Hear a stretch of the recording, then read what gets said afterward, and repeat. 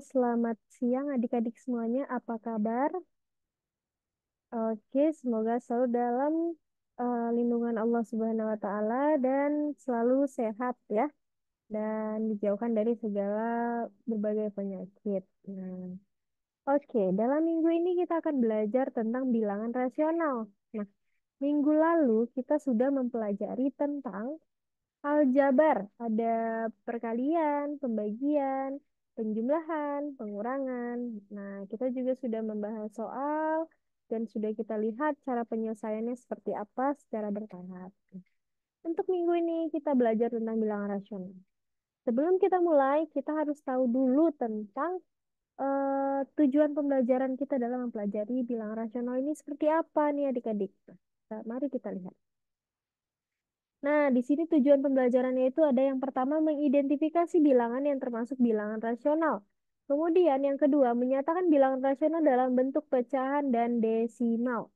Lalu ketiga membandingkan bilangan rasional. Nah, dapat kita tarik kesimpulan bahwa kata kunci yang terdapat pada bilangan rasional ini yang pertama adanya bilangan rasional, kemudian adanya bilangan irasional, bilangan real, pecahan, pecahan desimal. Nah, yang berarti kita akan membahas tentang bilangan rasional nantinya, kita akan membahas tentang bilangan irasional, dan yang mana bilangan real, pecahan, pecahan desimal. Nah, seperti itu.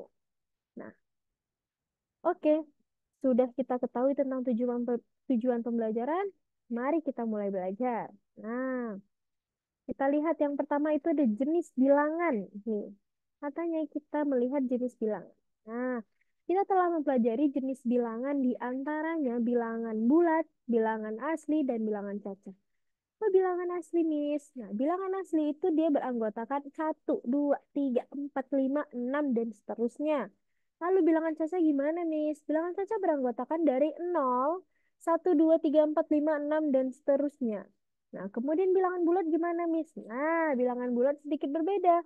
Bilangan bulat itu dia dari minus. Dari minus 3, minus 2, minus 1, atau minus berapapun sampai ke positif. Jadi 0, 1, 2, 3 gitu. Oke. Nah, kita lanjut.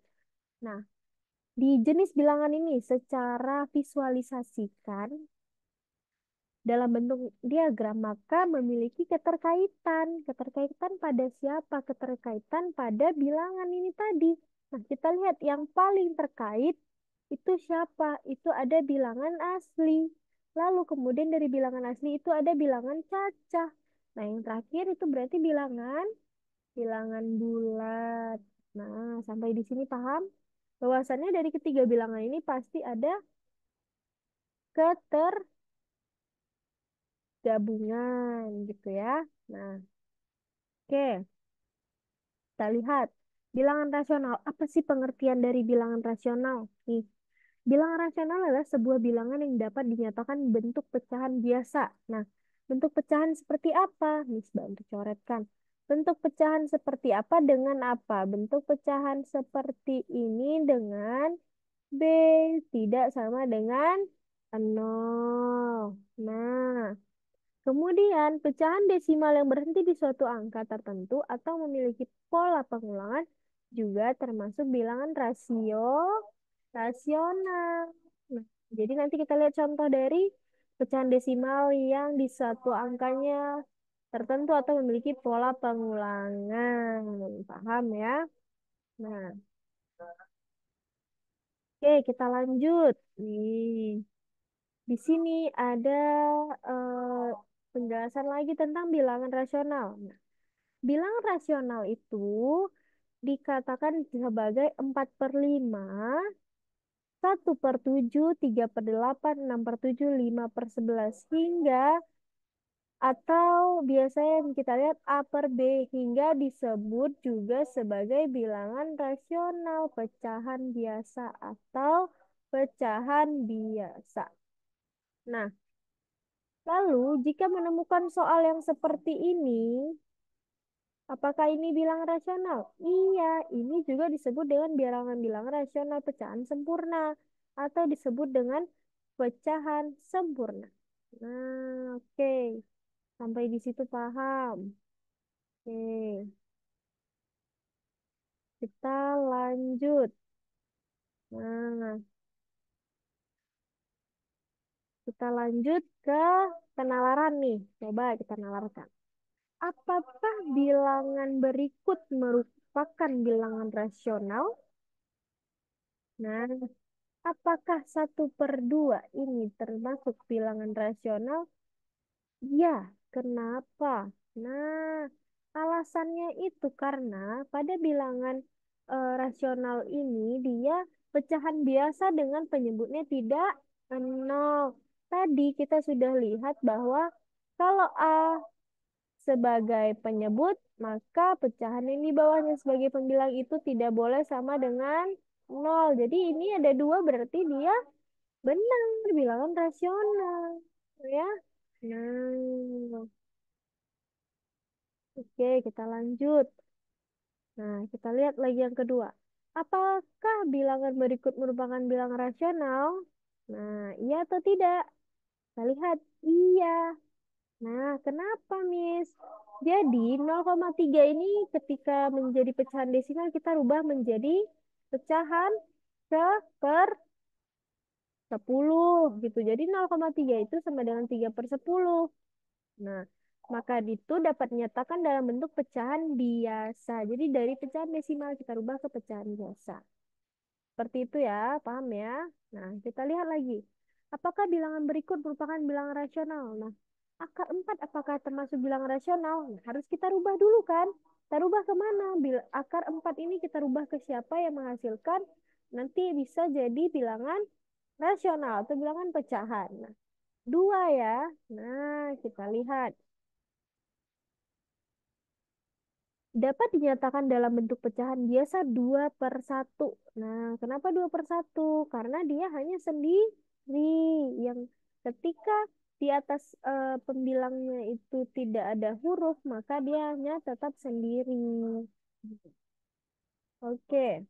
Nah, lanjut ada bilangan berikut bilangan rasional. Apakah bilangan berikut bilangan rasional? Nah, ini yang disebut dengan bilangan pengulangan. Nah, kita lihat apakah ada pengulangan di sini. Ada. Ada satu, dua, tiga. Ada satu, dua, tiga. Nah, ini yang dinamakan bilangan pengulangan. Nah, oke.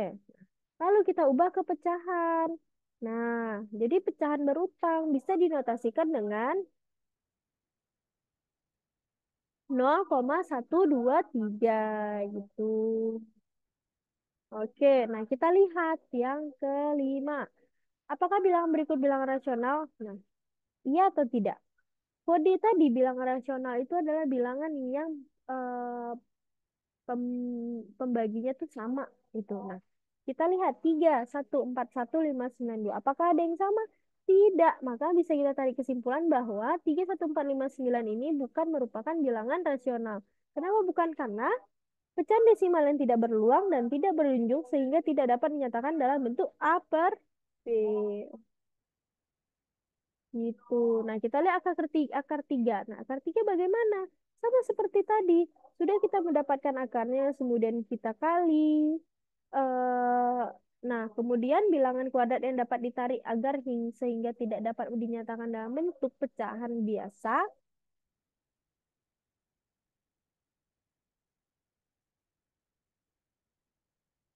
Malahan sehingga tidak dapat dinyatakan bentuk dalam pecahan biasa A per B. Makanya akar tiga ini tidak bisa dikatakan sebagai pecahan biasa atau tidak bisa diperlakukan operasional. Nah, yuk kita mulai membahas soal. Nih, kita mulai bahas soal ya. Ayo kita menjawab. Nyatanya, nyatakan 0,75 dalam bentuk pecahan. Nah, 0,75. Kita rubah kemana 0,75? Kita rubah ke 75/100.